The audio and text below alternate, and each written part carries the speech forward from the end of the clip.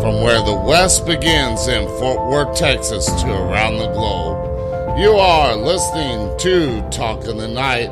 I'm your host, Paranormal Phil, and later on in the show tonight, we're going to talk with my guest, Tony Nereus, as we talk about the issues of the political arena and the current state of our country and our veterans, as we talk about the Veteran Party of Minnesota. But first, up on the Talk in the Night website, under the story of the day, White House decision to cancel Veterans Cemetery visit in France creates a storm of its own. The White House decision on Saturday to scrap the president's visit to a cemetery for fallen American soldiers due to weather is creating a bit of a storm of its own. President Donald Trump was scheduled to take a 30-minute helicopter ride from Paris to Asna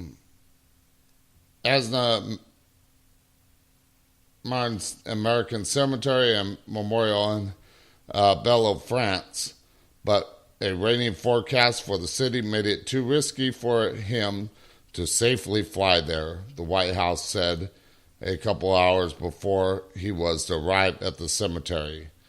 I'm not going to get into the whole story. Of course, that was happened on Veterans Day when it was observed and everything like that on Monday, but we're going to talk about that and so much more with the state of this country, of course, the Veterans Party of Minnesota, and so much more with my guests.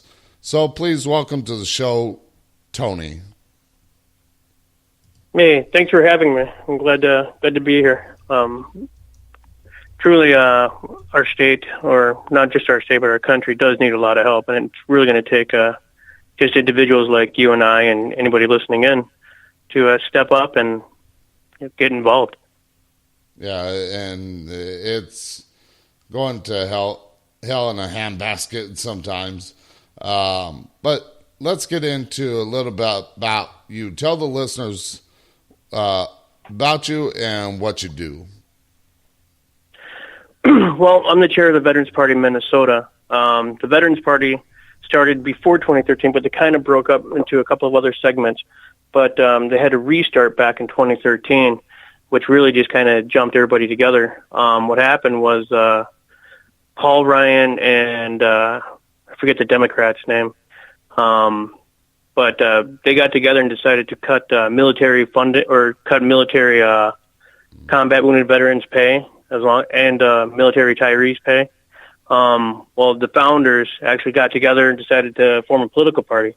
At that same time, I was upset myself. I didn't know they existed at that point in time. I just kind of started the Veterans Party up here in Minnesota, and then somebody turned me on to them, and then we kind of got together, and from there it's just kind of blown up, and it's really fantastic because what it is, it's just a bunch of volunteers that came together, just people that are just tired of being called conservative, being called liberal, and everybody just kind of wants to follow the Constitution and bring it back to where it should be.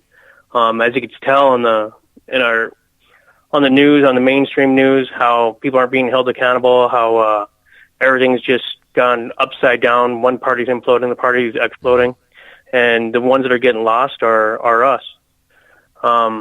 Here in Veterans Party Minnesota, we hold the Constitution dear to ourselves as well as the other parties, and what we want to see is several things up in our state, but not only in our state, but what we would like to see is like Article 1 with the Appropriation Act.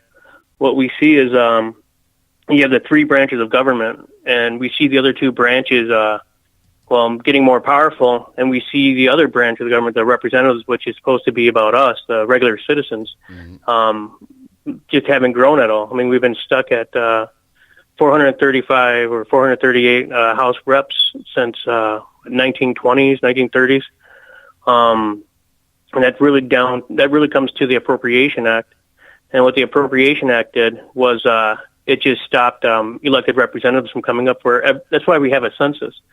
When we have our census, for every 30,000, you're supposed to get a new state representative. Mm-hmm. That way the government doesn't grow out of reach where the citizens aren't being heard anymore. And that's what we're seeing right now is that citizens are upset. And I mean, it's all over the news. It's everywhere. So that's kind of the beginning of the Veterans Party. Yeah, of course. It's just so much back and forth between the Republicans and the Democrats. And they seem to, those in the political world, seem to forget that the Constitution, the first words on it are "we the people," and we're the ones that are supposed to be their bosses. We're the ones that are supposed to tell them how we want the country to run, not how they want it to run. But it's not that way. You're absolutely right. I mean, you're right on point with that. What happens is we elect these politicians to get in office, and once they get in office, it's like they stop hearing us and they start hearing more lobbyists. And once those lobbyists get in and they fill the pockets of politicians or just get the ear of a politician, then you don't get what Americans want. I'm not sure how Texas is going right now, but Minnesota is having a big watch over our Second Amendment right now. We got a bunch of people who are trying to strip the Second Amendment away and keep putting more restrictions on us. And it really comes down to is the Second Amendment. It's like, hey, your rights should not be infringed. It just seems like it's going everywhere, all over. And it really comes down is the two major parties aren't really holding their candidates accountable for anything. It's more or less what can they do for themselves. Yeah, and of course, that's a big thing about California, where I was born and raised, is they're trying to take away all the guns, the gun rights, and stuff like that. They come up with these excuses. Well, why do you need an AR-15 or anything like that?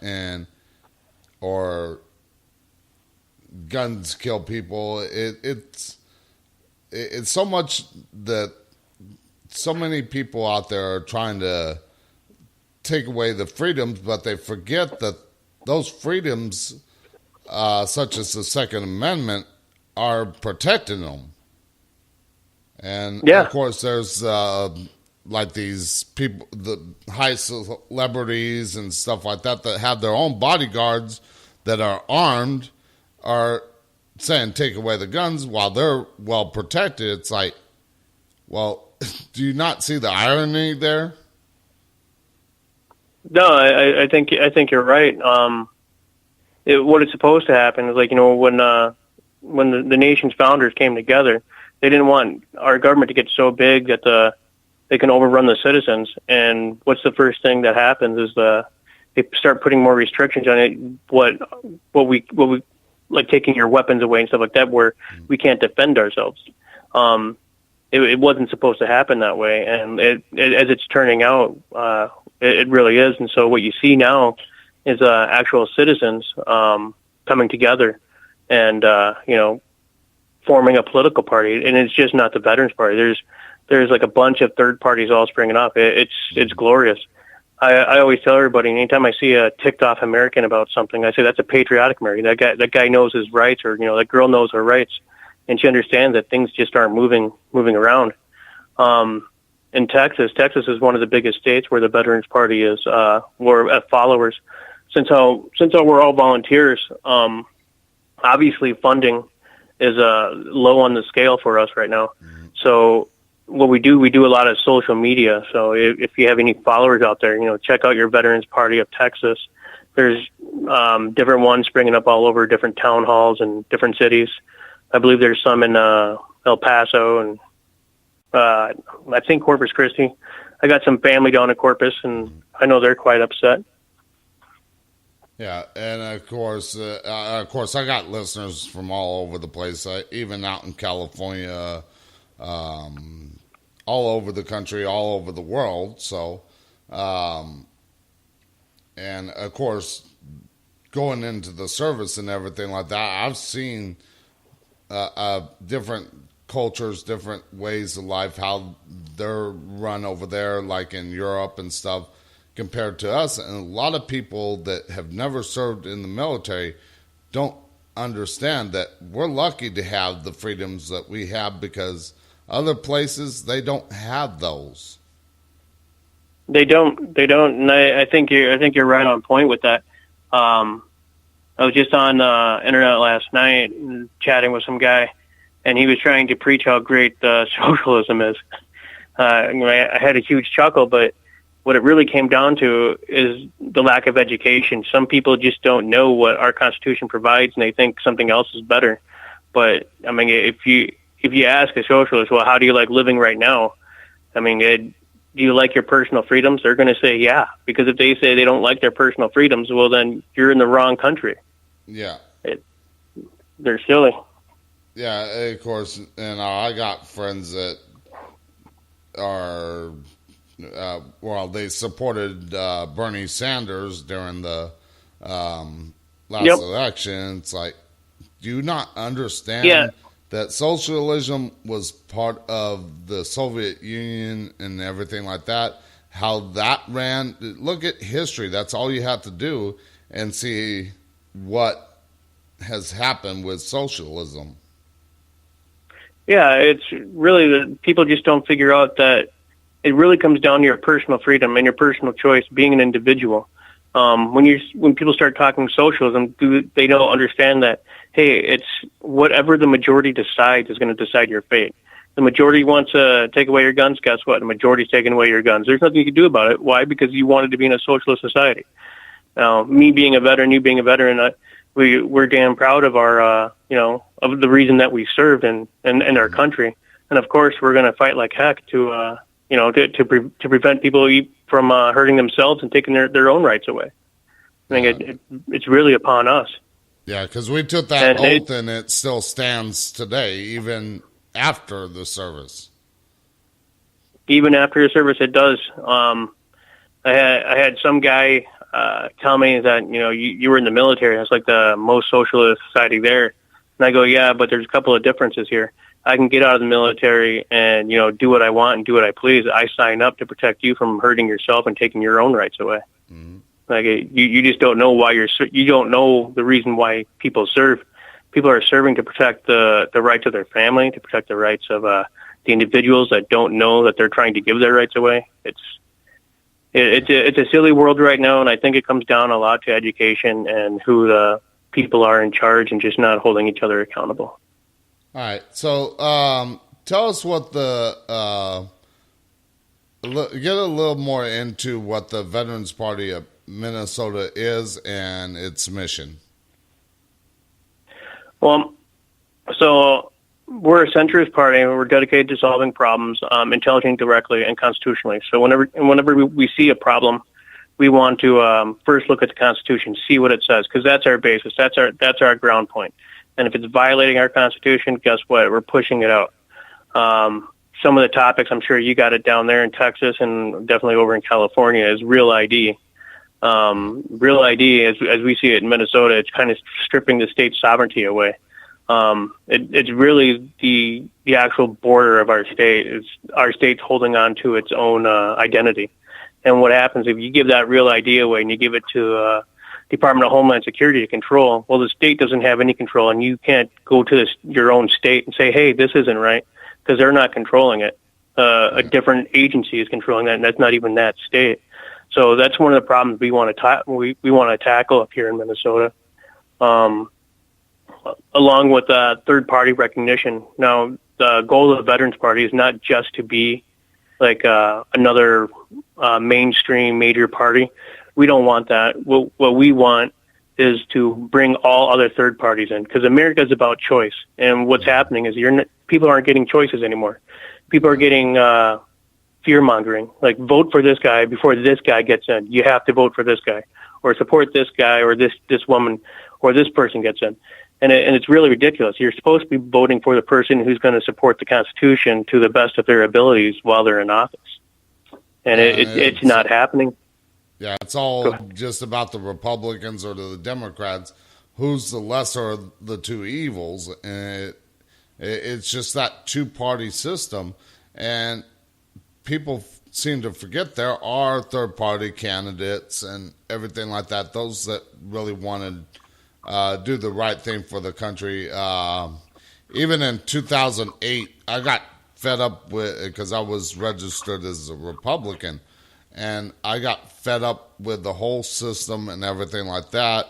And I was like, this election, I'm writing my name in under, and I said, I'm going to create my own political party, We the People, because that's what this country is meant to be about. We the people, not we the government. Yeah, you're absolutely right. You're absolutely actually that's what I started doing a bunch of years ago. I can't remember when I started doing it. I think it was when I was turned 18, roughly around when Bill Clinton was office, and I wasn't like what he was doing even when I was a young kid back then. And so I was like, you know what, I'm just going to write my own name in there. But what I come to find out? I waited till I reached the right age of 35 for actually being able to get into the political arena. Yeah,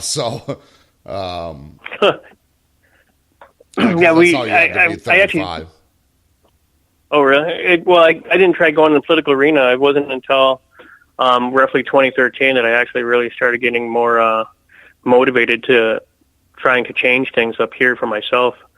And just basically jumping on social media and, you know, just blasting messages away, trying to get people to listen and people to join in. I mean, I think the name veteran holds a few meanings for us.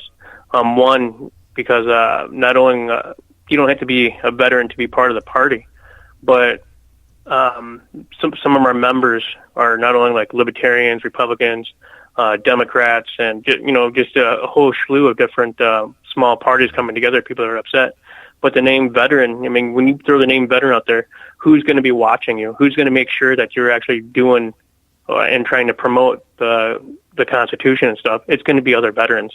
So you're going to have like several people watching. You're going to have veterans watching you. You're going to have John Q. Public watching you.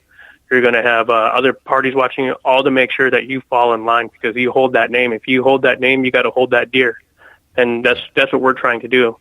We're trying to make that name and bring it up and try to get other veterans involved, and not just veterans, but you know what I mean, like just anybody who follows that kind of ideal that hey, our Constitution is everything, and it's time to stop walking over it. It's time to start promoting it. Yeah. All right. Now, you mentioned about we're talking about the Veterans Party in Minnesota and everything like that, but are there similar veteran parties in other states? Is it all around, or is it just maybe like select states? No. So again, we're all volunteers, so it's really on the individual to get involved. So if they wanted to find out more information, they can contact their local state Facebook page, because a lot of our things are on social media now. A few of the states are set up. Like my state, we got minor party unit status here in Minnesota. And what our state does, and I know a bunch of other states do, is they make achieving major party status or minor party status so difficult that it's hard to even get your name out and tell people what's going on. Some of the other states that are around, Veterans Party New Mexico, I believe Veterans Party of California, Veterans Party of Texas, Veterans Party of Montana. You're just gonna have to Facebook that Veterans Party page and see if somebody's engaged. If they're not engaged, you gotta jump on the ball and start promoting it. And if you're having a hard time trying to figure it out, reach out to me or reach out to somebody else. Really, it's a learning process for me. I'm still learning a lot of things. I'm taking baby steps. Every step that I take is I watch and see what other people do, other parties have done, and I just kind of take that and I learn from it, and then I move to my next step. Back in 2016. We had Chris Keniston and Deacon Taylor, which were our presidential candidates at the time, both prior service, Chris Keniston, Air Force, and Deacon Taylor, Army. And, we made a pretty good impact. And us being all volunteers, we were able to get them on the ballot, I think, in about 7 states, and we gathered about 55,000 votes. And it really just came down to just people volunteering and putting in some hard work, and there wasn't a lot of money to there actually was no money. I mean, it was really just out of pocket. You got $20 here, boom, throw the $20 in, print out some flyers, go talk to some people, and get some signatures. And that's really where it started, and it's taken off since then. Yeah, and of course, where a lot of things got taken over by just the Republicans and Democrats is it became a high dollar thing, just all this fundraising and these high dollar amounts being put out there to get them elected, to where it pretty much pushed the smaller people that want to work for this country and help this country, just pretty much got pushed out of the way. Yeah. I think you're right on point with that. Part of our platform item here is election reform, and part of our information on it is that we believe that corporations and unions are not people, and therefore they shouldn't be allowed to contribute to political campaigns. Excuse me. Individuals such as you and me, we're real people, and we should be the ones that should be donating to a party, and not a corporation, not a union. I mean, they're just not individuals. How are they able to do that? Yeah, they're out just to get more like say Halliburton. They're out to donate this money to a political party so they can get these kickbacks and everything like that, and that's not how this country was meant to be run by the founders. No, I think you're right. It wasn't how it was meant to be run. Even George Washington didn't want a political party. He thought that would corrupt the system. And as you can see, I mean, with the Appropriation Act right now, and with the way the two major parties have just dominated everything, I can't remember which state it is, and I want to say it's Arkansas or Alabama. But in that state, I believe, and I'll have to double check, but in one of those states, you can only run as a Republican or Democrat. That's your only two choices, and that just doesn't sound American to me. If I was in that state, I would flip, and you'd have to go start pounding on some doors and waking some people up, like, hey, where's the choice? Yeah, I mean, I think, I'm trying to remember. I'm just trying to think, but yeah, I mean, you don't got a choice. You think you got a choice with just the two parties, but you don't. There's so much more out there, and I mean, it's you see it in the news, the mainstream media, where this party wants to do this one wants to do this, and they're bickering and fighting back and forth over their ideals, but they're not fighting for the American people, which are the ones that cut their checks, the ones that are supposed to be telling them how we need this country. Like, take the caravan of illegals coming up here. I've had people say, well, let them come up here to make a better life.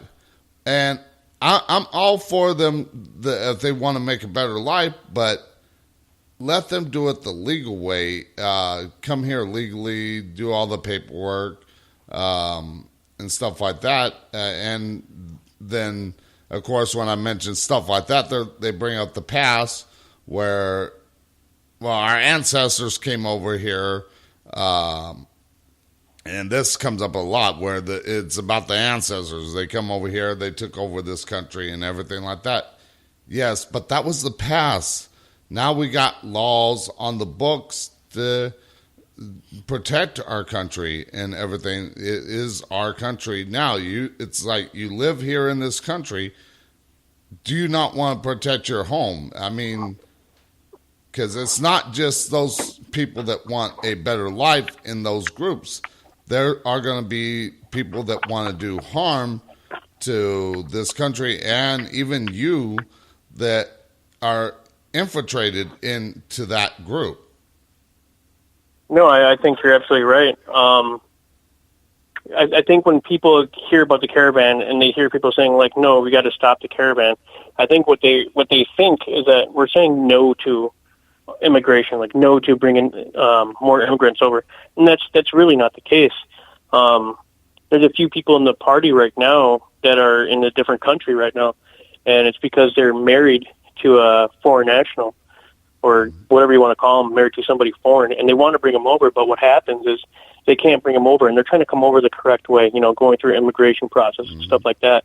But when you get the illegals that come over and they just kind of jump the borders or whatever, it starts filling numbers out, and the government's like, well, we got a lot of people here right now, so you're going to have to hold on a moment while we try to sort this out. And they've been waiting there for a while. So it's like, why don't we figure out the process here? You can't just have an open border and let people just come and go as they please. I mean, it's all over the news right now where people that just cross and do mean things to other people, and then they just go right back over the border, and there's no accountability. And then you have a victim that's been hurt or something, and then where's the justice for that person? And you really got to think on both sides, and especially if you're in politics, you got to figure out, okay, if we want to bring people over, we don't want to close the borders, but we also want to we also want to figure out a way to let them in. And the way to let them in is just follow the process. And if you don't like nobody likes being cut in line. And so what you got to tell somebody is like, hey, go wait in line. And if somebody cuts you off, everybody down the line angry. And that's what you got to prevent. You got to tell people stand in line, follow the process, and then we'll get you in just as soon as we can. Yeah, but of course there is so much red tape in the immigration process. Because I tried. There was this woman I was dating in Canada, or engaged to marry and everything a while back, but it turned out bad. But that's another story for another day. But we were trying to do the whole legal way, the K-1 fiance visa, go through the process, not her just coming over here and just staying like a lot of people are. And a lot what I've seen out in California are these families, yes, they're coming over here trying to make a better life for themselves, but also they're sending that money back to their country so their family has a better life. And of course, they're doing it under the table and stuff like that sometimes, and they're just not paying taxes. Like there was one house across from the house that I was born and raised, where there was like 4 different families there in a single family home. They would all pay just a small amount, and all the money they made was sent back to their home country, their families back there. And I'm all for helping other people, but I mean, the way they're doing it is just not the right way to do it. Yeah, I mean, we're never going to be 100% on everything. There's always going to be gaps and holes. But, I mean, it's about filling those gaps and holes and figuring out the correct process to make everybody happy. And if nobody knows what's going on, then nobody knows how to fix anything. So it's, it really comes down to, like, individual who want to see a better immigration policy about getting involved. Running for office and saying, hey, I want to see this changed. I mean, not everybody has to agree with you, but if you got the right idea, people are going to follow you. And that, I mean, it's really upon the individual about getting involved. And that's what I try to promote when I'm out talking to people and stuff like that. I try to figure out what their problems are, what they're upset about in politics, and try to say, hey, well, have you done anything besides complain or talk to random people on the street? Because you're only going to get so far talking to people. It's about stepping up and taking a leadership role and moving your idea along, and then, harnessing that idea and shaping it to where everybody's happy with it. Yeah. All right. Well, we're at the first commercial break, but we'll be back with more with my guests, Tony, and the Veterans Party of Minnesota, and so much more that's going on in this country. We'll be right back. I can never say where I will be, and people say that someday I will lose my mind.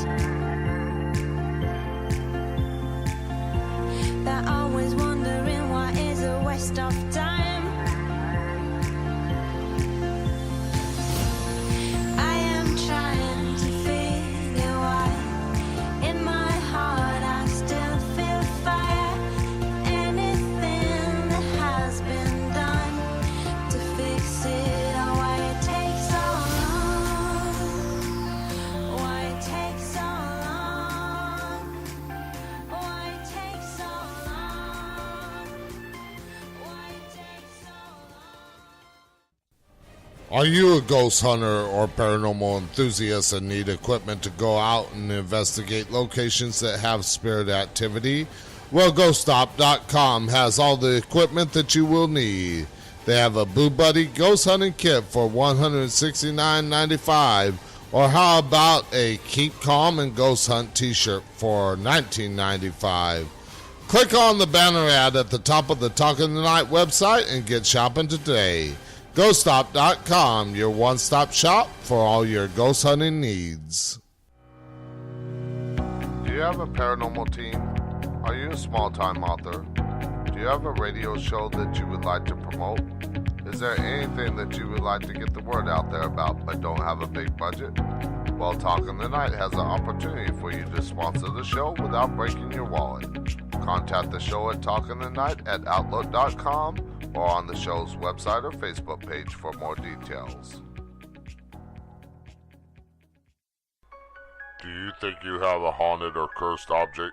Well, Nicole Gaspard does, and in her book Haunted Vessels and Cursed Objects, she talks about her continued paranormal and supernatural ghost encounters, haunted dolls, and other items that are supposed to be haunted or cursed. Pick up your copy today on Amazon.com.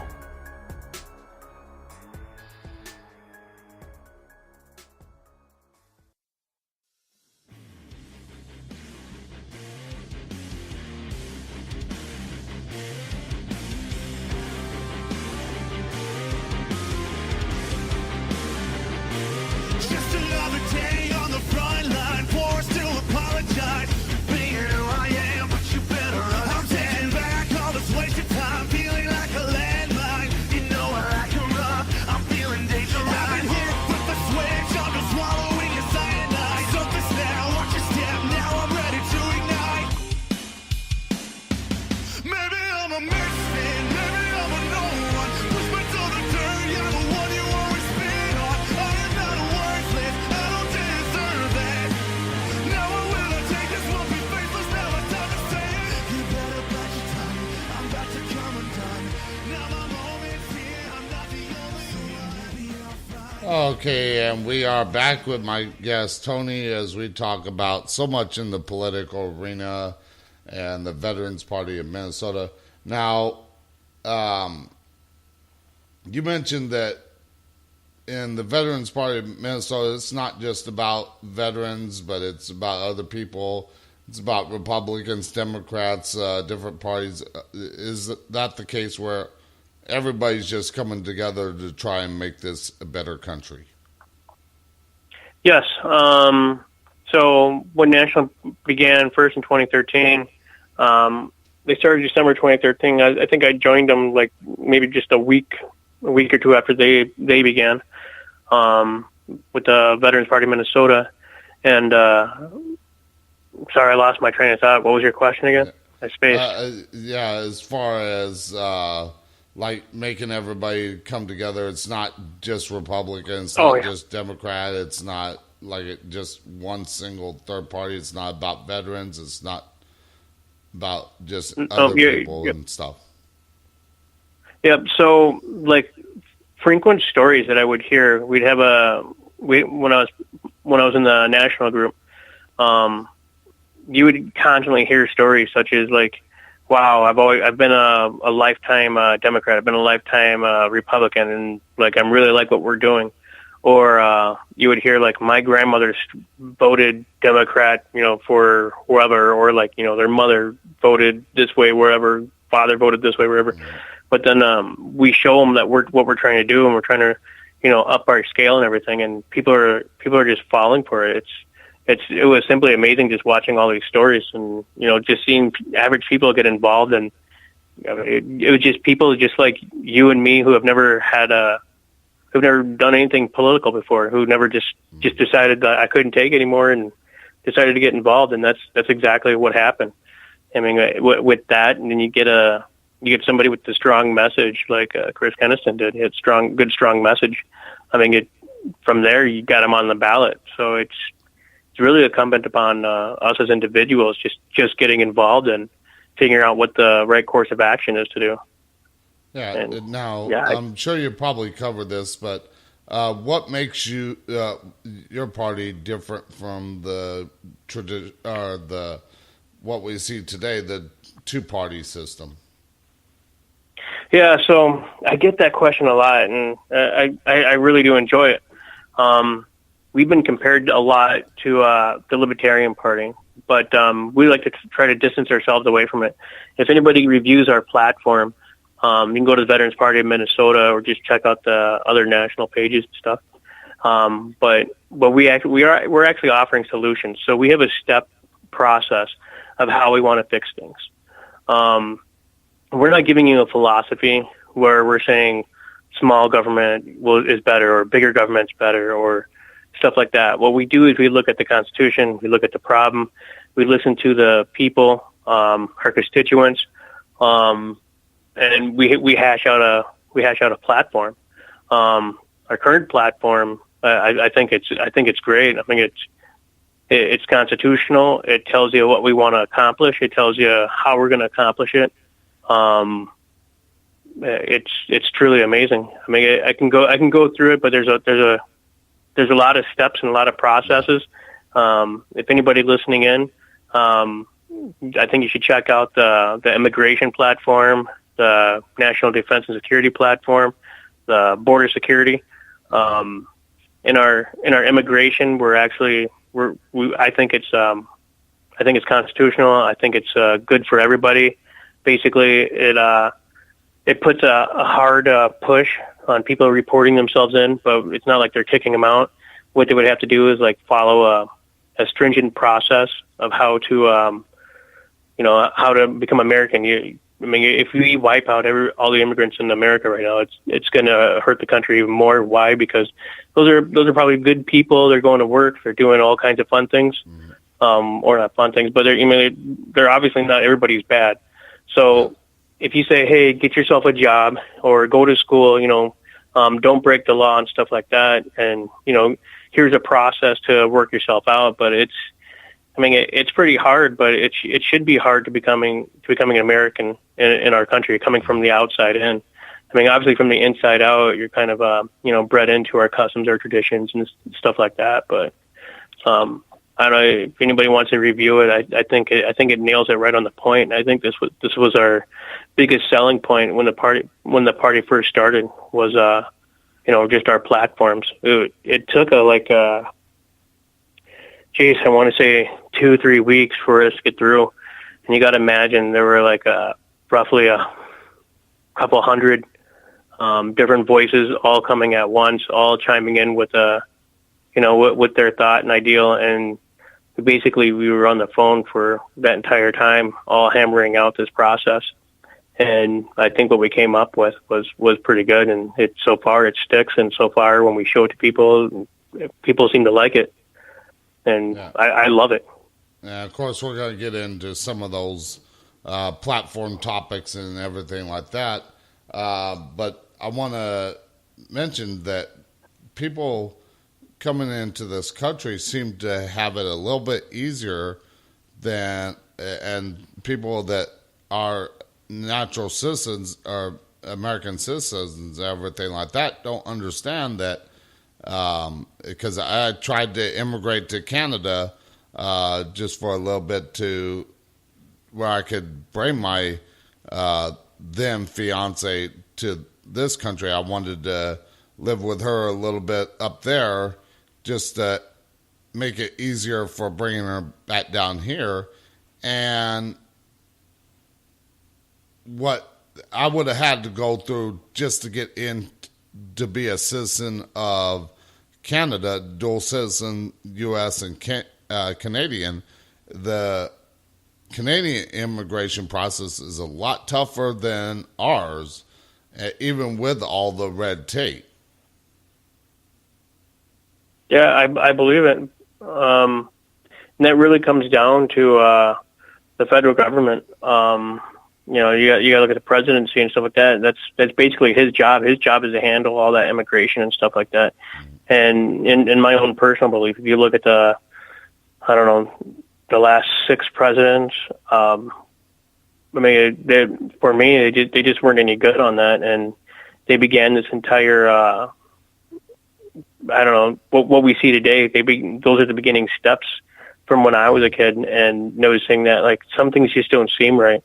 And it always interests me about how everything is supposed to work and stuff like that. And like it's really just going to have to be like us as Americans, us as individuals, to stand up and say, hey, no more, and to figure a different step out.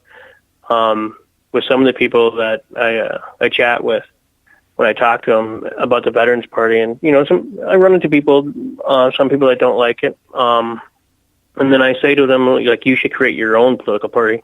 You should move into, and move your ideas and move what you want along, and try to get people to like your way, because America's about choice. And if you don't have choice, well then, who was it? Patton, who said it? Patton come out and he said that if everybody's thinking alike, then somebody isn't thinking. So we need different ideas, and we need to push that narrative where different ideas work and not just one person or one party is correct. Yeah. All right. So let's get into some of the platform things that you have up on your website.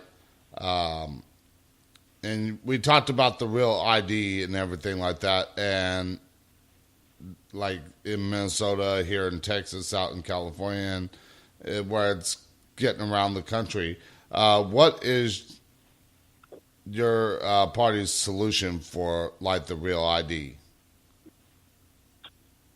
Well, we don't see a problem with what the old process was with Real ID. What Real ID really does, it's an enhanced ID.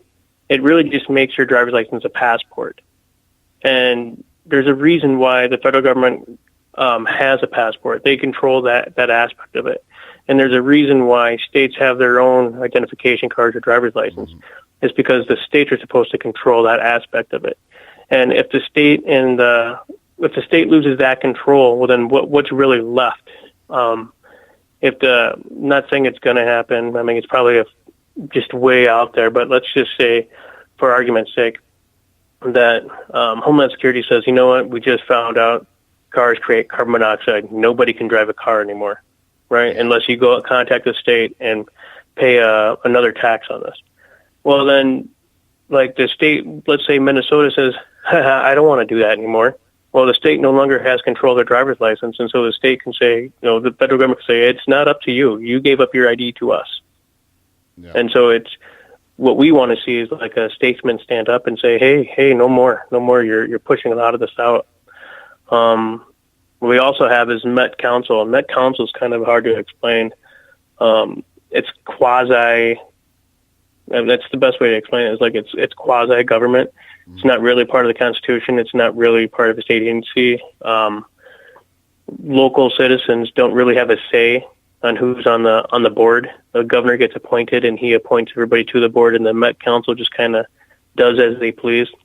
But on top of that, you got to pay your taxes to Met Council. And so one of the things that we want to see is that the Met Council get dissolved, and not those people get put out of jobs at all, but take those responsibilities and those jobs and give them to the appropriate state agencies. That way the state can figure out what works and what doesn't work, and then the citizens can actually say yes, no, or whatever. One of the big things that we had up here was USA Bank Stadium, where the politicians devoted a lot of our tax money to help fund this private stadium for the Vikings and all. And well, we were quite upset with that because, why are we paying for that? And then you go and try to pay for a ticket to go see the game, and the ticket costs $300. And you're like, well, a lot of my tax money went inside there. Why? But where's the benefit to me? Yeah, where's my free tickets and stuff like that? Uh, Yeah, but it's like, where's my say? So I didn't want to pay for that. Then if I'm paying $300 a ticket, that seems ridiculous. yeah. All right. Yeah, and of course, talking about the real ID and everything, trying to make it like a passport, because I remember going back to talking about Canada and going up there where I spent a month up there. Of course, I had to work on a blueberry farm because that was the only job I could get under the table money while I was living up there. Um, but when I would go up there to visit her and stuff like that, and even when I went up there for that month, back then in 2003, all you had to do was show your ID and a birth certificate showing that you were a U.S. citizen. Nowadays, it's you have to have a passport just to even leave the country. Yeah, yeah. Well, I mean, like that way, the immigration policy is enforced. I mean, you get the passport, and then that's your ticket in, that's your ticket out. With real ID, who's to say that some corrupt individual at a state agency wouldn't be like, okay, you get one, you get one. You know what? Everybody gets one. And now you have just anybody willy-nilly coming in and out of the U.S. and who's going to be held accountable for it, really? I mean, it'd be impossible for one agency to keep it all on that. Yeah. Now let's get into some of the hot topics of today's world, like border security, job creation, immigration, and so much more. But of course, let's start with the Constitution itself. There's so much fighting and bickering over the Constitution and what should be in it, what shouldn't be in it, like the whole debate with the Second Amendment, people wanting to take away guns and stuff like that. And, of course, there are people that want to defend the Constitution. They're the ones that want to take it away but still have that freedom. How can we not really, I want to say not really change their mind, but open their eyes to see what they're wanting to take away is actually the wrong thing? Well, there's some people that you won't be able to talk to, and I'm learning this. I mean, some people are just they're blindsided by some utopia or some paradise, and I really think it's us as veterans that need to lead the way. We've been to different countries. We've got to see, different aspects of different societies, and we know what's out there. What happens is a lot of civilians, they pay attention to mainstream media, or they web searched a particular item, but they're not catching the full story. They're not catching the stories of people that are upset and not getting their voice heard because they don't have the same kind of luxuries that we do, like over here in America. Take China, for instance. They cut off their internet pretty much. Their social media is downgraded. They don't want too much information getting out, and people don't see this. And you'll hear other people talk like how great this country is, and like, well, then why don't you go over there and experience it? Go live there for a year and see if you really like that country. Because if you do, great. They'll probably accept you over there if you really want to get involved. But over here, we value our personal freedom. We value our Bill of Rights, what gives us the right to free speech, the right to say and do what we want and become what we want. This is why everybody comes here. This isn't why people leave our country. People come to our country for our personal freedoms. And I think the Bill of Rights is right on point with that, with every freedom that we got, and I think we should just hold it dear. And it's upsetting when you got to fight people to tell them, like, hey, these are your rights, and what you're doing now when you talk about taking your rights away, like, you're allowed to talk about this stuff. It's your right and your ability to. But if you go to other countries and you try to say this stuff, I mean, you're going to be on the chopping block. Yeah, I mean, there are so much in different countries. I'll bring up one thing that I experience when I was in the Navy going over to Europe and stuff like that is that, like, out here we can eat pizza with our hands or any way we want to. But when you go to a traditional Italian restaurant in Italy, you actually have to eat the pizza with a fork and knife, and you don't have a choice about that. If you eat it with your hands, you get kicked out of the restaurant. We don't have that personal freedom that we have here over there, and a lot of people don't see something like that because they've never gone over there, experienced it, or they never left the country. They just focus on what is being sold to us in the mainstream media. Yeah, you're right on point with that. I mean, the mainstream media only points out one narrative, and I mean it's been abundantly clear since the last election. Like mainstream media is basically one-sided. They work all together, and I really think it's unfortunate. I can't remember who said it, but I wish I could. I'll have to look back. I think I wrote it down somewhere. But they said the only way you can really clear that kind of narrative up with the mainstream media is actually have more options. Actually have more media take more control, having more great independent shows like yourself, getting out there and pushing out messages and, doing what you're doing. I think that's the true American way is, you decided you wanted to do something, boom, guess what? Now you're on a talk show, and now now we're talking politics, and we're trying to get more people engaged and more people involved. So, kudos on you. You're the next best step in media. So, I really appreciate the that. Mainstream media is pretty much dying. Everything's going online. Everybody's using social media to talk about things and stuff like that. And even regular terrestrial talk radio is having to go to internet because they understand that that's where everybody's gravitating towards. And even the TV stations are using social media and internet just to try and keep their base because their old way of thinking is not working anymore. And of course, what I do with my show is I try to open people's eyes to different points of view. Like you said, not everybody's going to be open to that point of view or anything like that. They're stuck in that one point and everything like that. And I'll give you an example. Talking to the people that I like to call Bible thumpers, that are told to believe this way and nothing else.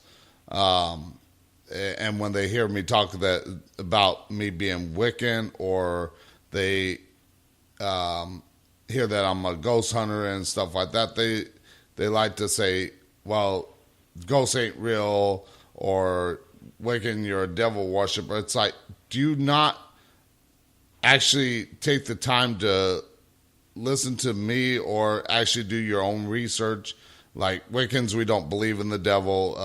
Ghosts hunting and stuff like that, or ghosts and stuff like that, when they say they're not real or anything like that, it's like, doesn't the Bible say that Jesus was a Holy Ghost or Spirit? I mean, there's your ghost and spirit right there. So what I'm trying to do is open people's eyes to different ways of thinking, but not trying to I think that's change commendable, yeah.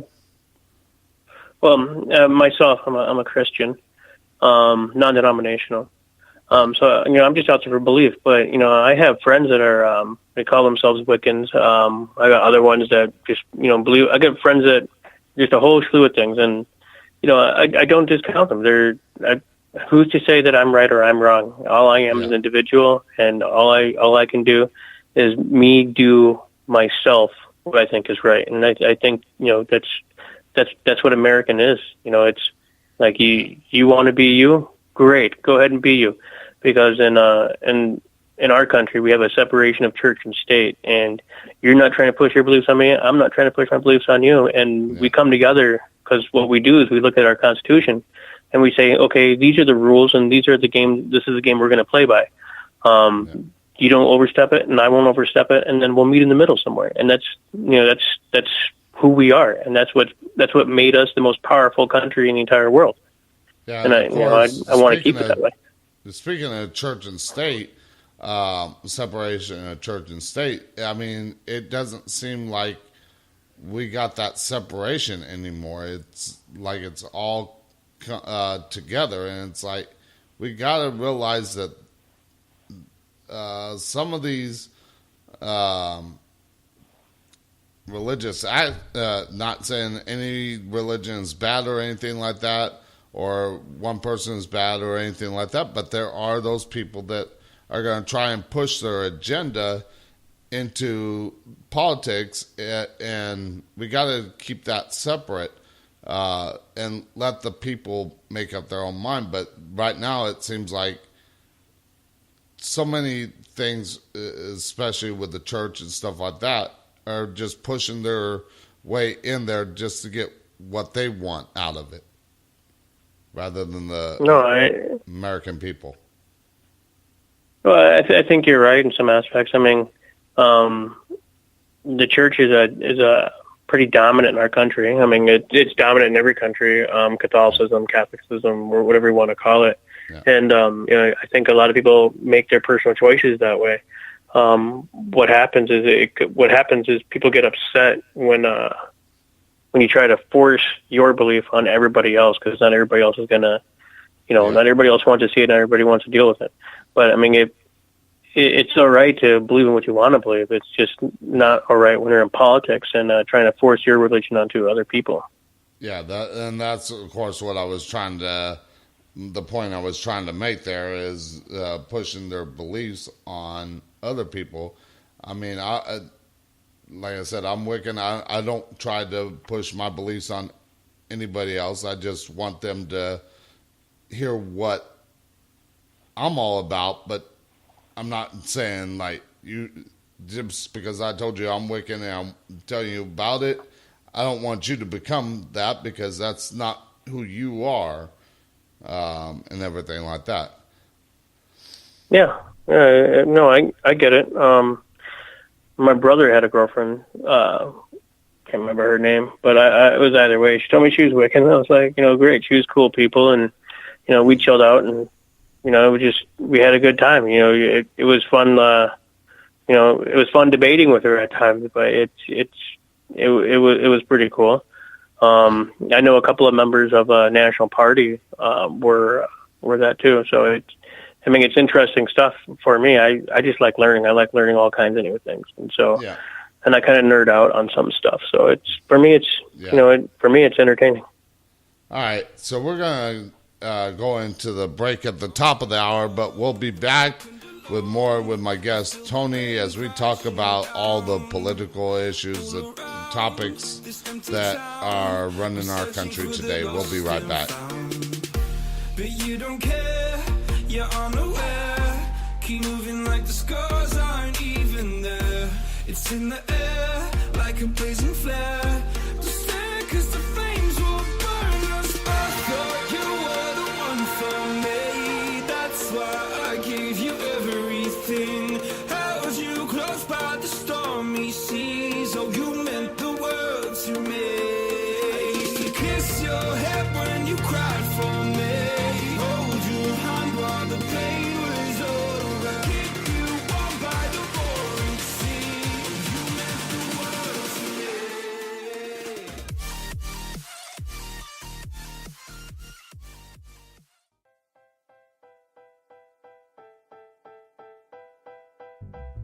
Do you have a talk radio, Facebook Live, or YouTube show and would like guests for your show but don't know where to go to get them? Well, go to radioguestlist.com and sign up today.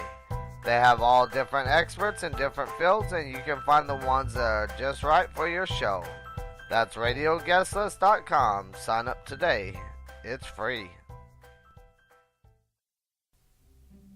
If you like finding out about different things in the paranormal field, such as ghost stories, haunted locations, UFOs, cryptozoology, and much more, Well, check out Into the Paranormal on YouTube and be sure to subscribe to the channel.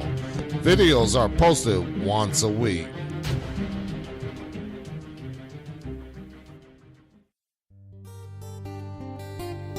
Are you a veteran, live in the North Texas area, and looking to buy a house using your VA loan? Well, check out Farouk Khan's website at iconsellhomes.com or email Marcus Weber at marcusweberl@outlook.com. Both can be found linked up on the Talk of the Night website.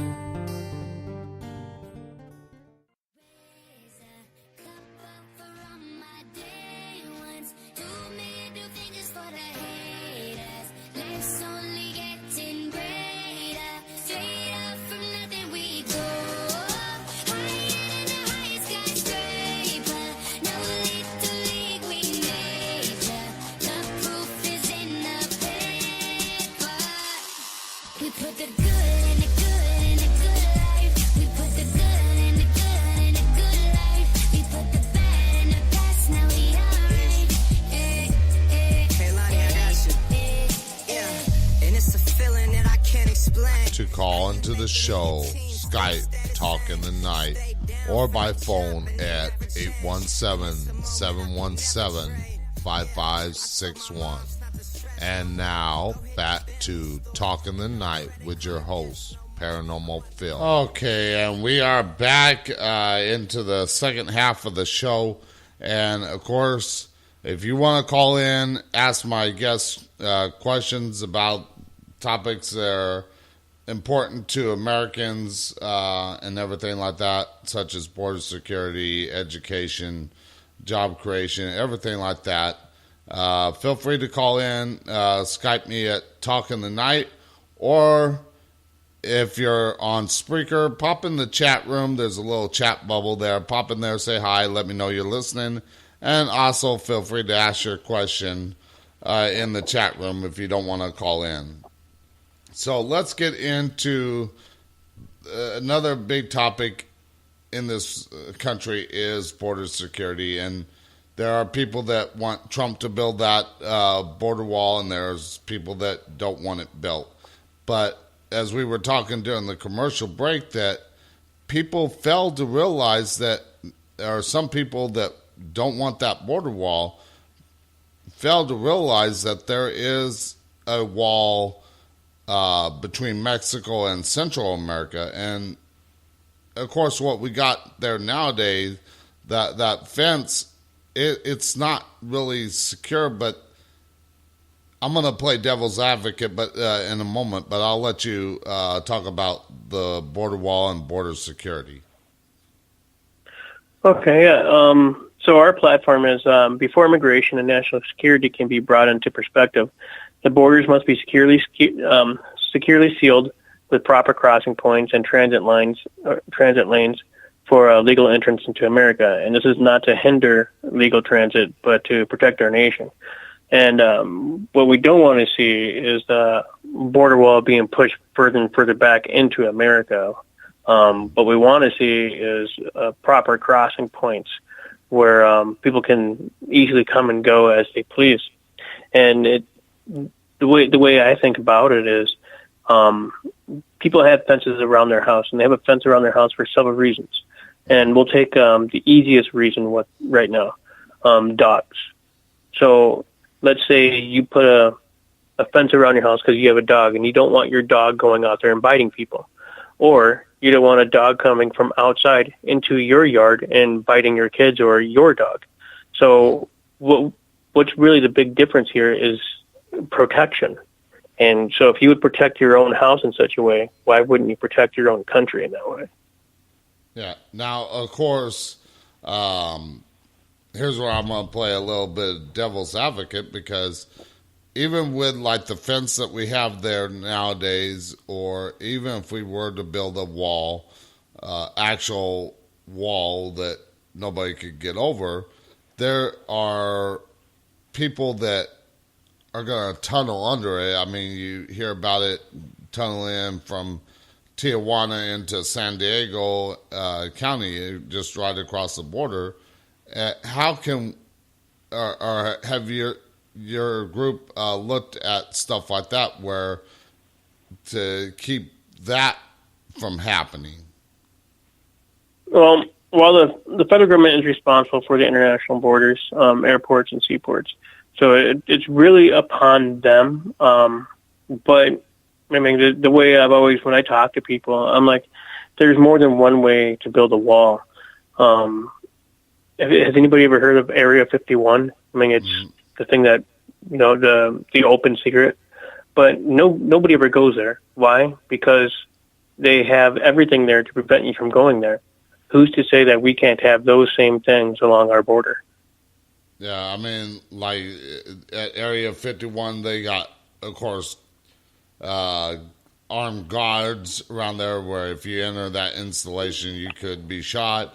They got actual cameras set up around the perimeter, sensors in the ground to let them know if they're not right there, that sensor will trigger and they can be right there in a moment. And of course, we don't have that in this country. I mean, we got the fence, we got Border Patrol just going up and down the thing, but these people that are crossing that border are illegally are just waiting for that moment when they're not going to be there and or use the cover of darkness just to get across the border. No, I think you're right. I mean, people are going to wait and try to look for holes in it. And what we really have to do is, support our border patrol. And I believe that's part of our platform too, is increase the size of our border patrol, give them the right tools that they need to protect our country. And it's not to hinder immigration or anything like that, because we want to offer immigration a way in.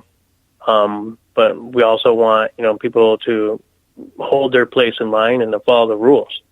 I mean, our nation was built on immigrants, but at the same time, you gotta stop living in the past and you gotta start planning for the future.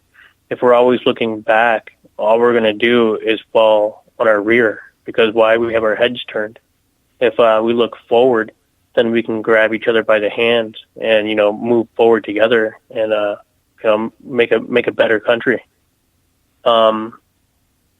So right here on our platform, the Veterans Party of America supports hiring ICE agents to meet the nation's border demands.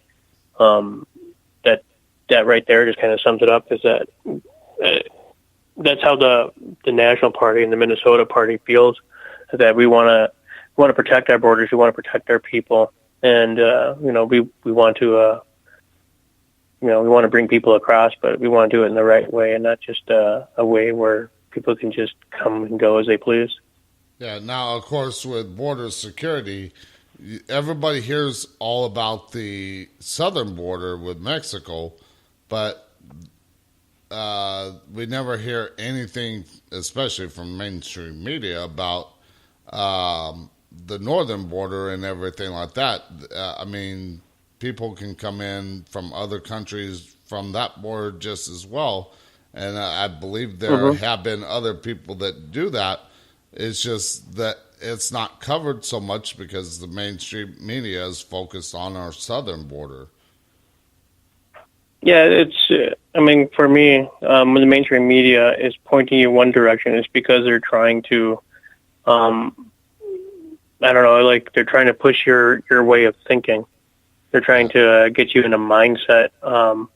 And when I watch the mainstream media, I always think 3 steps ahead. I always got to be like, okay, why are they putting this on TV? Is it to make me think that the border, securing the border is wrong? Or is it to make me think that the immigrants need help and then we're forced to help them? But when you think about it, it's like, okay, if we just let everybody inside here, it's like letting everybody inside your house. And I can't afford like a lot of people to live inside my house and, feed them, clothe them and everything like that. And as much as I want to help them, the way to help them is you can't just give them, you got to teach them, you got to show them, how we created our great nation. You got to tell them like, hey, you got to go back and you got to go fight for your nation. You got to go fight for what you think is right. This is where we got our start from, and it's us being descendants of immigrants. I mean that's what our grandfathers did. They fought for our they fought for our rights to live in the country that we live in right now. And if we can try to tell people and show them that, hey, this is what we did. Why don't you guys try it in your country if you're upset with it, and see if that works for you? Maybe you can be the. Go ahead. Go ahead. I was going to say, there are people wanting to come up here because they feel oppressed in their country, and my thought is, the same as yours. I mean, just get out there, make a change in your country. We fought for our independence from British rule in the American Revolution and everything like that, because we were so fed up with that. And it can be done in these other countries. They just don't. They're afraid of it. There's so much corruption. Or there's dictators and they're afraid that they're going to get killed. But they might if they're the only ones standing up. But if you get a whole bunch of people standing up, then it's harder for that corruption, that dictatorship or whatever, to kind of stop that. Yeah. Yeah, I mean, once you can unify, like-minded people, I mean, it's hard to push the idea away. I mean, that's the way I see it. It's like, hey, I mean, we want to help you, and we'll tell you what we did. We'll show you what we did, and maybe that'll work for you. But I mean, it's coming over here and hoping for a better life is, it's great, and I think everybody should try. Everybody should go and try to come to America. But at the same time, doesn't it mean more to you to stand up for your home and stand up for your friends and your relatives back in their area as well? I mean, if you leave, you're not doing anything besides leaving. But if you stay, at least you can stay and try to make things better in your own country and stuff like that. But that's the way I see it. Yeah, and of course I'm just trying to find the thing. It's a whole quote from A Bug's Life, and I'm trying to remember it, where the grasshoppers are talking about the ants, and talking about if you get one of them standing up to you, they're easy to crush. But if you get the whole group of them, they outnumber the bigger grasshoppers, is what it refers to. They outnumber them, and they can pretty much make change. And that's what I was getting at, as far as if people stand up with the same ideas of wanting to make this a better country and everything like that, we can change that. But we can't just have everybody just going along with what we're told. We have to think for ourselves at the same time. Yeah, I think you're right, and that's a pretty good analogy. And my thought, it's a good movie as well. I enjoyed the movie. I thought it was a cute movie. Yeah, I remember the scene. I just couldn't think of the quote. So I was trying to look it up real quick. So let's get into some other stuff like national security, and since we've talked about border and stuff like that, let's talk about NASA's national defense and security. What is Veterans Party of Minnesota's platform on stuff like that to protect our country by even here in the country and abroad? Well, I guess abroad, I'm not really quite sure. I mean, with the national defense, So this is our platform on it. The security and safety of our country and people is the highest priority. Obviously, why? Because we're all Americans, right? I get upset when I hear people say, this guy's this color, this guy's that color, or this, this. No, we're all Americans. We're all humans, right? All that does is just preach prejudice, and I try never to be prejudiced on anything, except when people are unpatriotic. I get prejudiced when I see unpatriotic people. It really bugs me. Yeah. But either way, the responsibility of the federal government and the strength of our nation is on our military. So what we want to see is a strong military. We want to see a well-trained and all-volunteer force, which we believe is essential. What we've seen, in my belief, is a decrease in our military, and I mean that's one good point I'm giving to Trump. He's actually increasing the size of our military, not just a pocketbook ways, but with with training and getting more ships out in the sea and stuff like that. And I think that's the right path. You keep hearing all these politicians saying that our defense budget's too going way out there, but it doesn't necessarily all go to the military. Some of it goes to contractors, and I just don't think it falls all the way down to the military. So it's nice to see that people are actually talking about the military. People are talking about veterans, and people are getting involved and starting to look a little more out and looking towards the defense of our country and stuff like that, not just kind of leaving us open and keep decreasing our force. But for myself, I enjoy what I did in the military, and I think everybody should do it. But I think it's everybody's individual choice. But I love seeing people volunteer for it. I think it makes you grow as a person. Yeah. Now, of course, I've seen this a lot where I've seen posts on it, I should say, where, of course, these politicians get so much year and everything, plus the retirement and benefits at like $400 and some odd $1,000 a year, plus these kickbacks and everything like that, while our military is getting like $22,000 a year or something like that. I'm not throwing out accurate numbers, but I'm just trying to give that as no. I see what you're saying. Yeah, I mean, I agree. Now, people are putting their lives on the line. Change something like that by getting our voices heard, to where we're actually getting the men and women of this country are getting better pay and everything like that. And where we can try and cut some of these politicians' pay and everything like that. Because, I mean, if I was ever to get into office myself, which I had that aspiration back in 2008, no more, but too much of a headache. But as far as talking about it, I'm willing to do that. But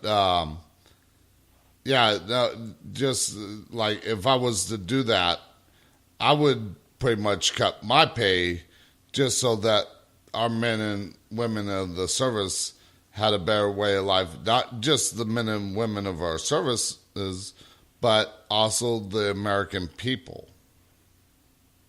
I think you're right, and I think part of it will come down to term limits, and that's part of our platform as well.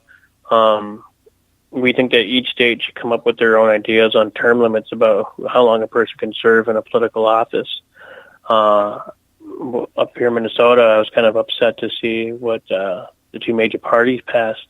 They wanted a pay raise, but obviously it'd be a political nightmare if they started voting themselves for pay raises. So what they did is they actually pushed it off to a third party, and a third party decides if they get the pay raise. Well, they made it a constitutional amendment too for Minnesota.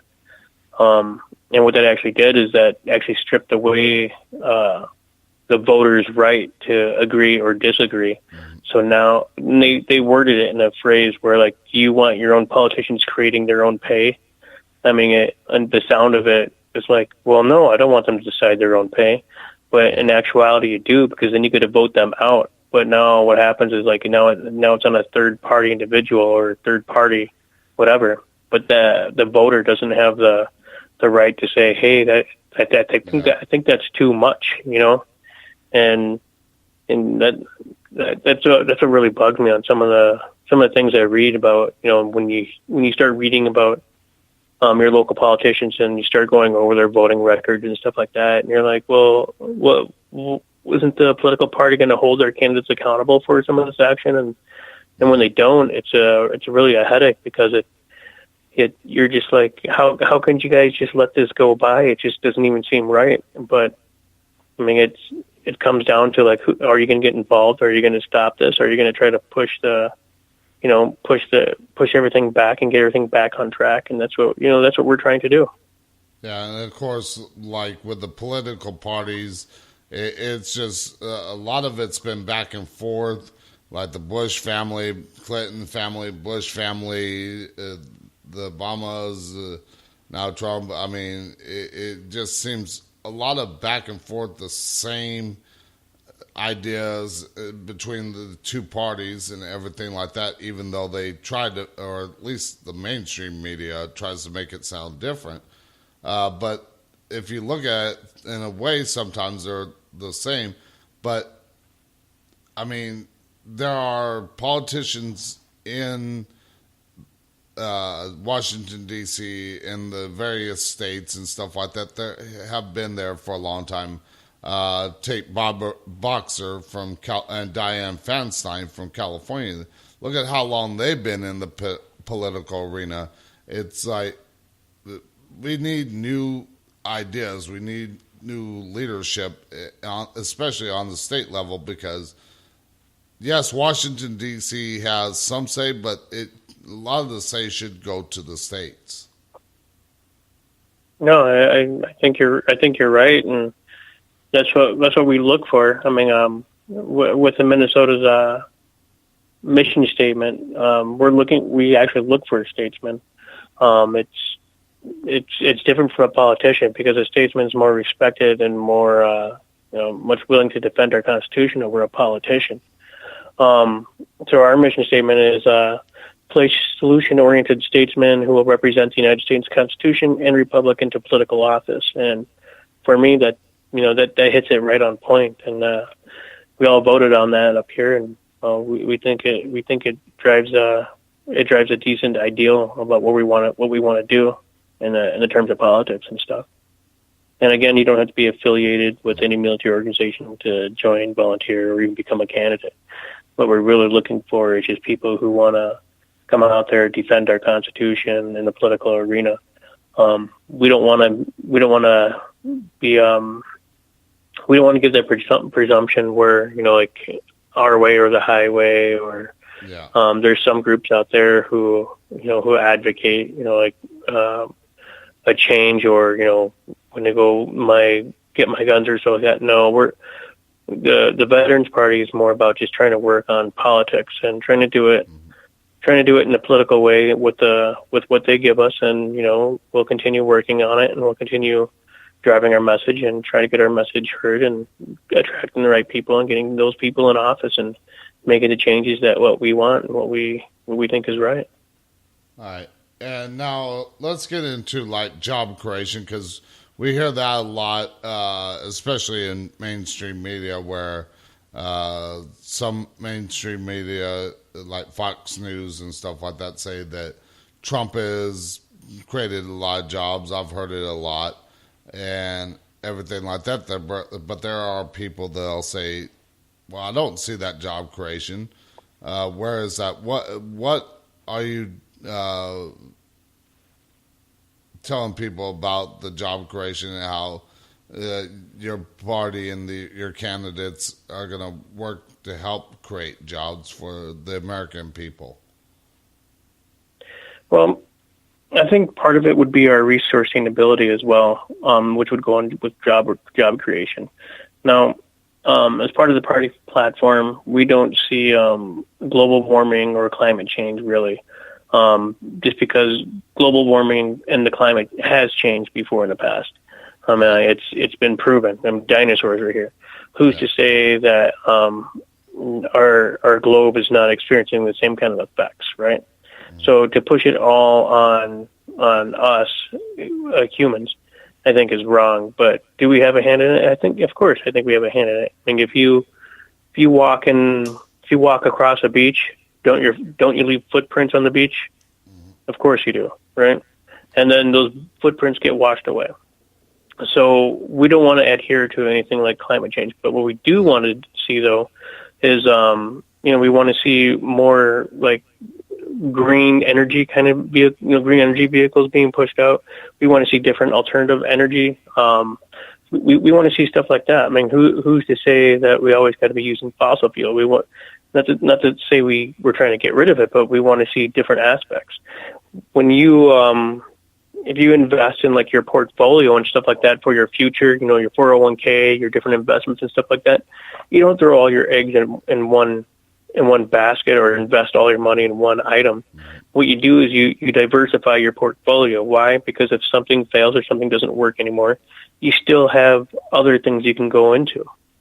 And who's to say that, like, why can't we do that here in America, where we can invest in different items and, different energies and, trying to make it work. And when you invest in those different energies, you're creating more jobs. You're creating more, different outlooks for people. And it's really just about, diversifying your portfolio and not just being, on a mindset of one thing. Yeah, but, of course, with so much with the solar energy, everything like that, new forms of energy that have been creating jobs, but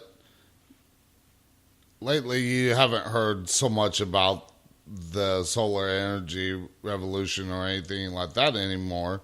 It's always pushed off to the next topic, and once it gets pushed off to that next topic, everybody forgets about that little bit of thing.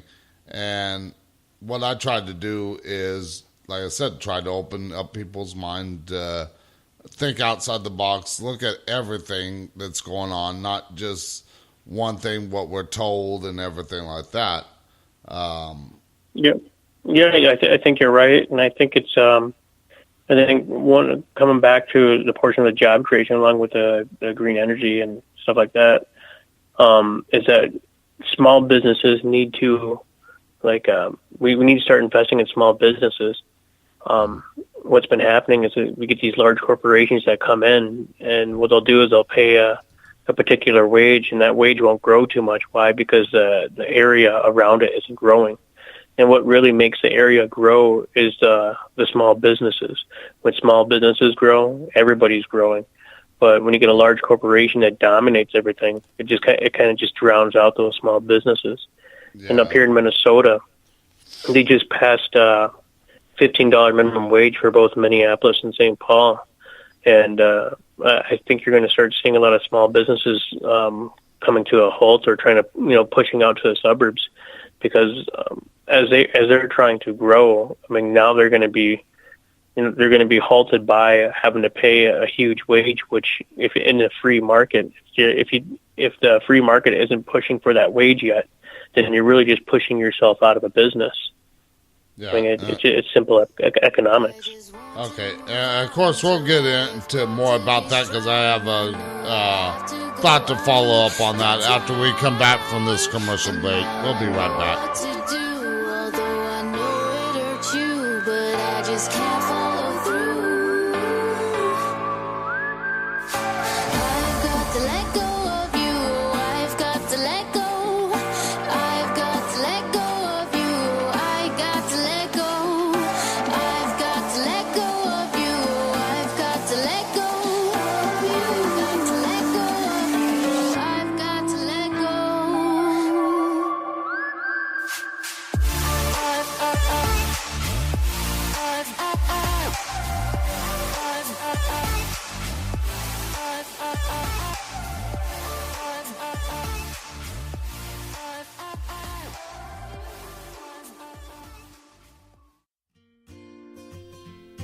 When you go to evafulton.com and mention Talk of the Night, the first 10 buyers will receive 10% off her book, Welcome to My People Garden.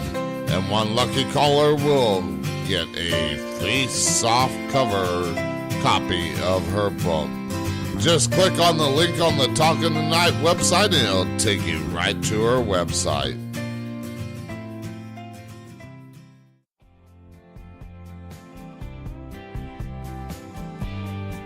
Are you a veteran and want to know about financial services, opening your own business, or just about leadership in the community? Well, connect with Leisha West at westfinancialgroup.com, which is linked up on the Talk in the Night website.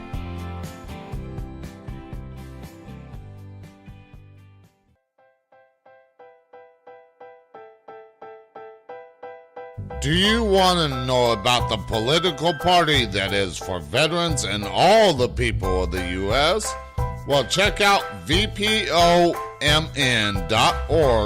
or facebook.com Veterans Party of Minnesota, which is linked up on the Talk in the Night website.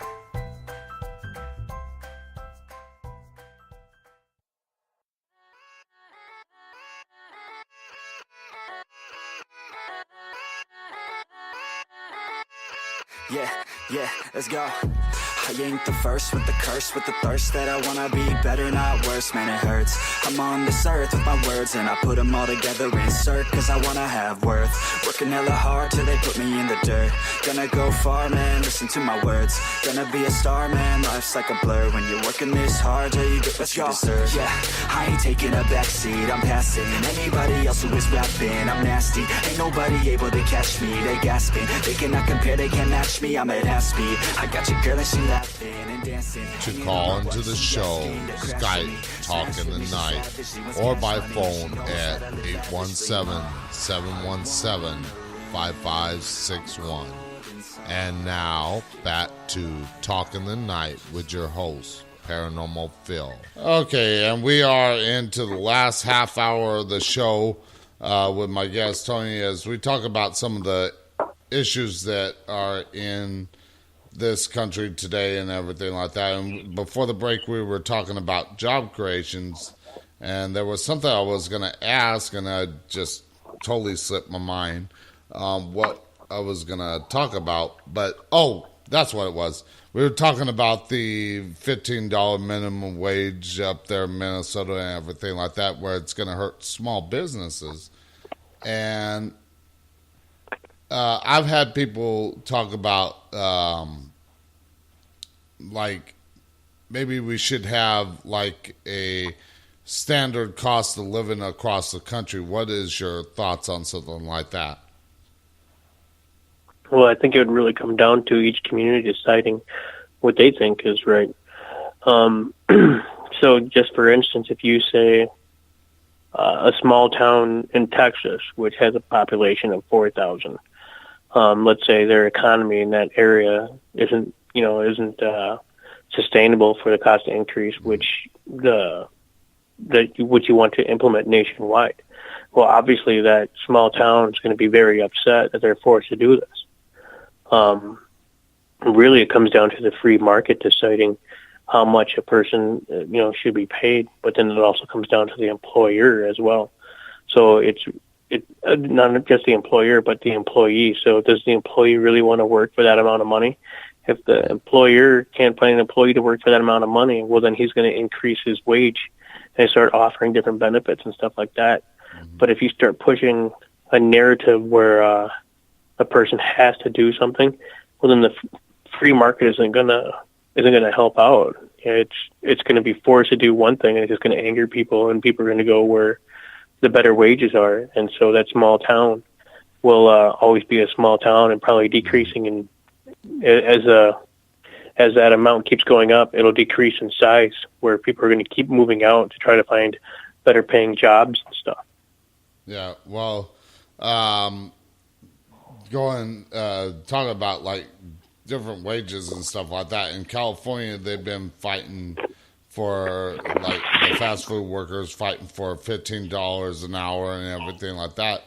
But even at that rate, it's hard to make a living out there because the cost of living is so high and everything like that. I mean, like a studio apartment or in some areas is like $1,200 to $1,500. Whereas here in Texas, I got a one bedroom for $800 a month. But of course, I'm working Yeah, but for you like see, you solved the $10 issue. an hour. But you solve the issue, though. So let's say if you're paying $5,000 over in California for a small house, and you move out to, we'll say in Texas, and now let's say that same small house is not going to be 5,000. That same small house could be $1,000 in Texas, and really the only change is the environment. You moved away from where everything, the cost of living was high over there, and you found a better environment, someplace that you like better. So if people find that the cost of living or it's difficult to live there, then perhaps you should think about moving somewhere else. Then, if you don't find it acceptable, but forcing small businesses to pay a wage that they can't afford, all it's going to do is push the small business out and make a large corporation come in, and that large corporation is going to dominate the area, and that's going to dictate what people are going to get paid. Yeah. Now, of course, going back to that whole thing where fast food workers wanted like $15 an hour and everything like that, and the problem there is that with that rate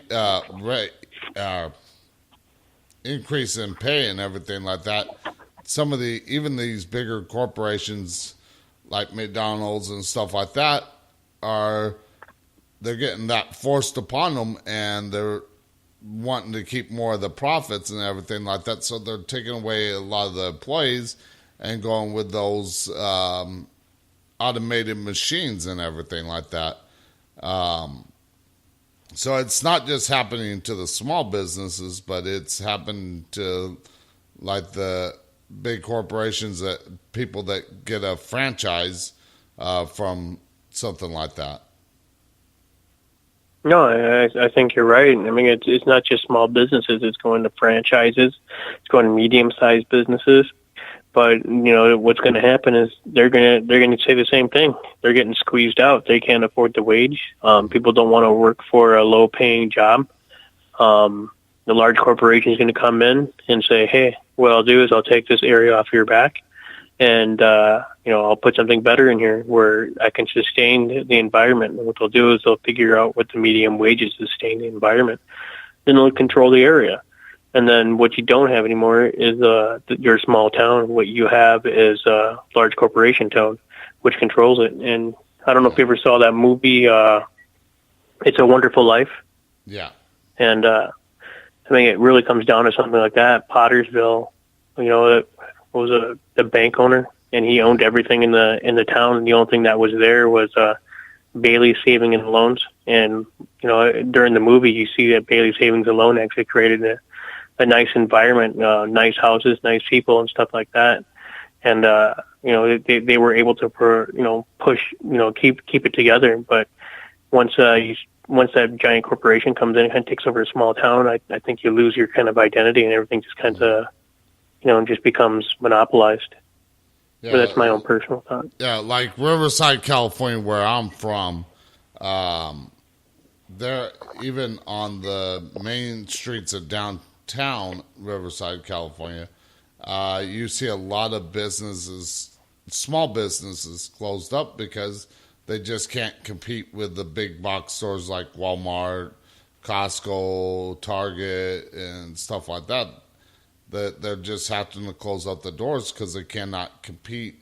And of course, like Walmart's paying a lower wage to the workers while selling everything at a cheaper cost, where people can afford it, but they're pushing out the smaller businesses. Yeah, so it's really that we got to stimulate the small business and our the word free market contracts and stuff like that. All right, now let's And get that- in. Oh, go ahead. No, I was finished.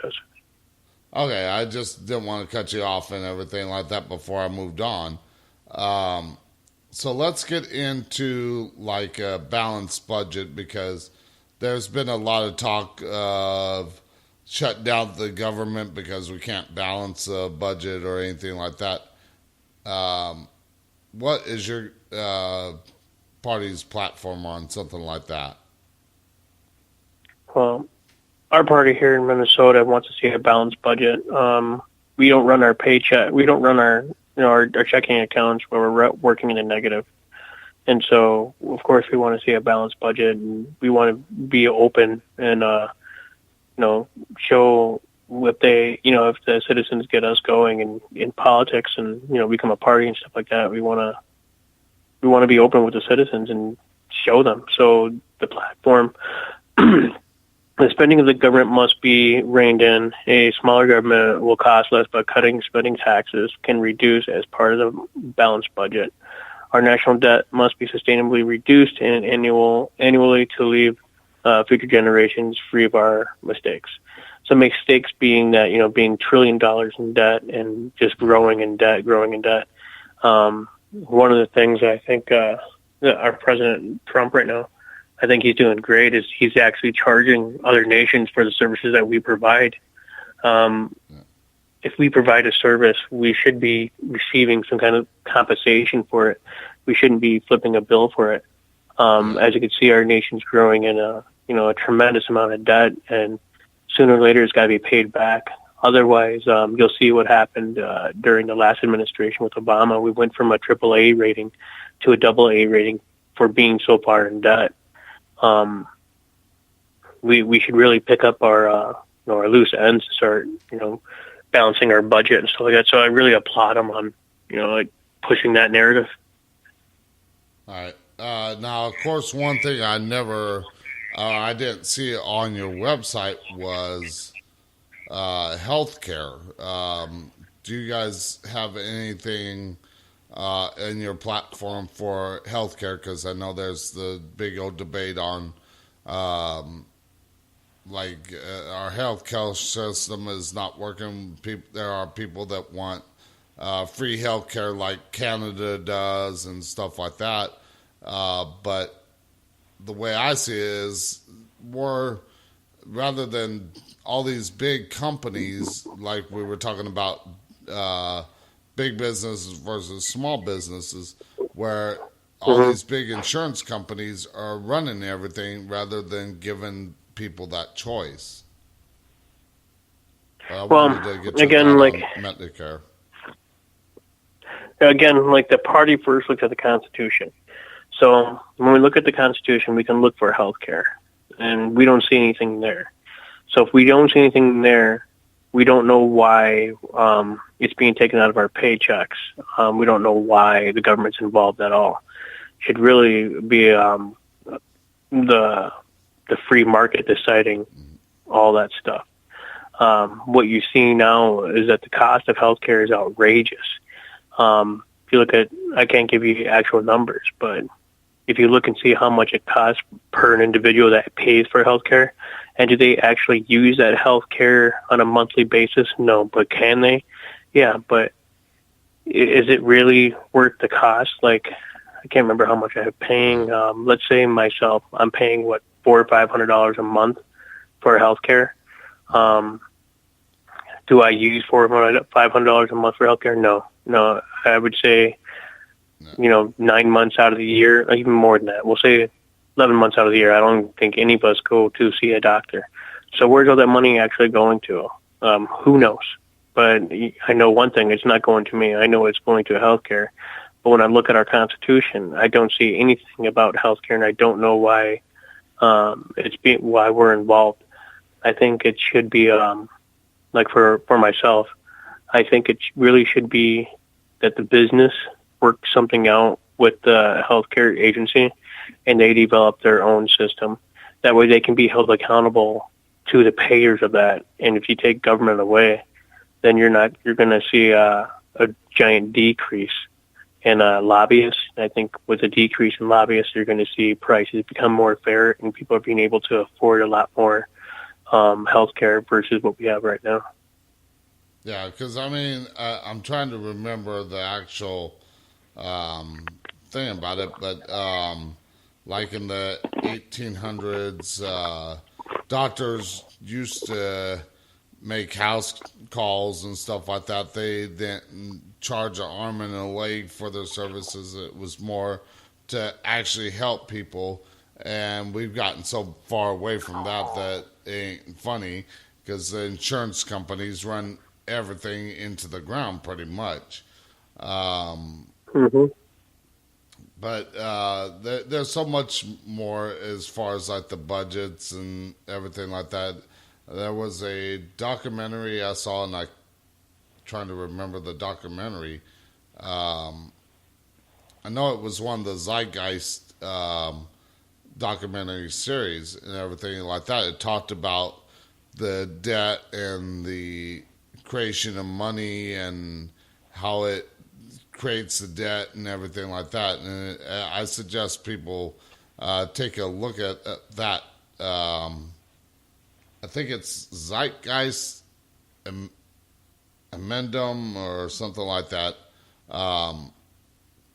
that talked about the whole debt and everything like that, and how our federal government has and the Federal Reserve has created that debt, because I forget the whole thing on it. It's been a while since I've seen it, but I recommend people watch that just to see about that. Now, let's talk about veterans in particular, and like earned benefits and stuff like that.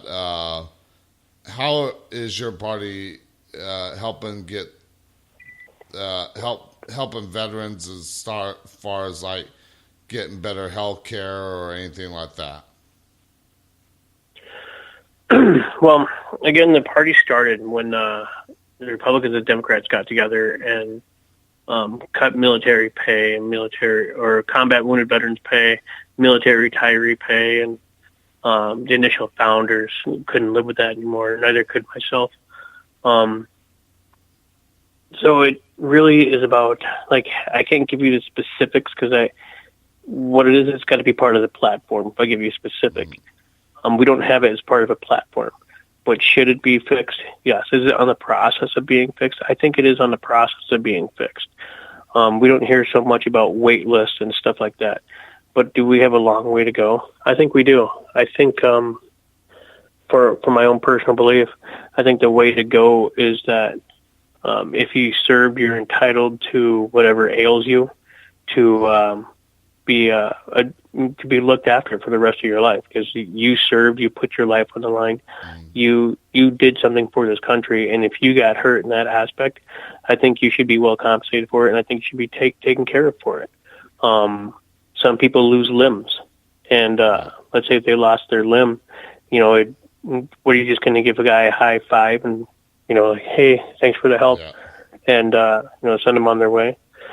I think the healthcare for veterans needs to be looked after. I kind of like the idea where the veteran has an option of going to the VA and the option of going to a private company, because I know when I went to the VA, I was forced to drive from Minnesota down to Chicago, and I was like, why can't I just see a normal doctor here that the government trusts and can vilify that this person's a stand-up character and go to that person? But no, I'd have to drive 8 hours away, and actually more than 8 hours. I think it's more like 13 hours or so. Yeah. But the subject still remains. It's like I had to go out of my way just to go get checked out, to drive all the way back, and it's really just a headache. And I think part of that's the problem. Yeah, and of course I use the VA healthcare system a lot. Like I had to drive all the way out to Dallas on Saturday morning just to be there for MRIs, because the Fort Worth clinic couldn't get MRI scheduled before I saw my doctor again, so I had to go all the way out there. But they offered a thing that a lot of veterans might not know about, and you were talking about seeing a private doctor and everything like that. But they offered, well, you can either go out to Dallas to get the MRI done, or you could go see a private company to get the MRI done via the choice plan. And a lot of veterans don't know about that, so I want to get that word out there to them that they can actually participate in the choice program where they can actually be seen by a different doctor, or if they have to get like imaging done like MRIs and stuff like that, they can. The only reason why I chose Dallas over the choice plan is because I didn't know how long it was going to actually take for that private company to get the results to my doctor, whereas the Dallas VA, it's all in the same system. It would get right to them. Well, yeah, I think you're right. I mean, and if you get, let's say you're in a small town and you got an MRI system right there, why couldn't you use that? Especially if they're being funded in the government by the government some way, they're taking your taxes out for it, but no, they want you to go to a VA, which would be like hours away. But if you got a company there already accepting, government money, well, what's the difference? Yeah, that's the way I see it. Yeah. Now, one last thing before we end the show that I wanted to ask you is about taxes. Now, I've since the Federal Reserve was enacted in 1913, they've required us to pay federal income tax, but there's been a lot of people that look at the 16th Amendment and saying there's no saying in there that says we have to pay federal income tax, or we're not making a profit off of our income, so why do we need to pay taxes? And of course there have been lawyers that have fought that. What is your whole thought on that? So our tax reform platform, to give you a quick synopsis of it, current tax form or the current tax system is not fair. Some segments of society pay more than others in a percentage of income earned and taxes paid. Abolishing the income tax would require a constitutional amendment prior to initiating a national compensation tax or consumption tax. So what we want to see is that you're not being taxed on your income. You can hold on to your income. So if you make your $1,000, great. You can hold on to your $1,000 for 100 years if you want. What we want to see is consumption tax. So if you go and purchase something, I mean, you're using different facilities and stuff like that. We want to see that part being a tax. So you're actually retaining your income unless you purchase something, because there's only two guarantees in life, right? Death and taxes. And so you're going to have to pay taxes. And so what we want to see is a consumption tax versus an income tax. And we think it's pretty fair. If you read over our platform, I think it's constitutional. I think it's sound. And I think it's right on par. All right. So we're almost out of time here. Tell people where they can find information about the Veteran Party of Minnesota and other veteran parties that might be around the country, and how they can contact you. So the party is still small, both nationally and both the states. So we do a lot with social media. We're a lot on Twitter. We're a lot on Facebook, a couple other social media platforms, but we're pretty big on Facebook right now just because there's a lot of people on it and you can get the most interaction on it. So if you just go to Facebook and you go to Veterans Party and type in the name of your state, you'll come across one of our pages. If you don't know where to go, you can go to Veterans Party of America and you can drop them a message on Facebook or just go to the website, send them an email, and just hit us up from there. From there, it's really about you as an individual taking control and moving how far you want your party to go. All of us are 100% volunteers. Nobody in our party gets paid anything. And so a lot of it is just incumbent upon us networking with each other and, we're working where we need to work out and, gathering support where we need to gather support. But it's truly a great mission, and I really am blessed to, be part of this and, try to create this party founded by the Constitution and bring it to everybody in America. All right. Well, thank you for coming on the show. Thank you for your service. And it was a pleasure having you on the show talking about these issues that a lot of people just only hear mainstream media talking about. So I wanted to open up people's eyes and get them to hear a different point of view rather than what they hear from mainstream media. So thank you again for coming on the show. Thank you. I greatly appreciate it. It was a lot of fun. Something that we say up here in Minnesota, which we're trying to get across, is our sign off, which is to the Republic. So thank you, and to the Republic. All right. And for those listening to the show, tomorrow night we're going to be having a very special Veterans Edition of Open Lines, where veterans can call in, share their stories and experiences from their time in the military. But of course, it will be also a regular Friday night Open Lines as well, where you can call in, share your stories, experiences, or even ask me a question. It doesn't have to be about the paranormal. Yes, I do have experience in many different fields. And then, of course, next week I am just going to rebroadcast some old shows because of Thanksgiving being that weekend. A lot of people are going to be gone with their families and everything, so busy around that time of, this time of year. So I'm taking next week off. It'll just be rebroadcast. I'll post the rebroadcast shows, what I'm going to rebroadcast, probably Saturday afternoon, Saturday evening. So I'll get that up there on the Talk of the Night website. So I want to thank my guest, Tony, once again for coming on the show. It was a pleasure having him on. And until tomorrow night, when I have Friday Night Open Lines, special Veterans Edition, I want to thank everybody for tuning in. Until then, I shall see you on the dark side. Good night from Talking the Night.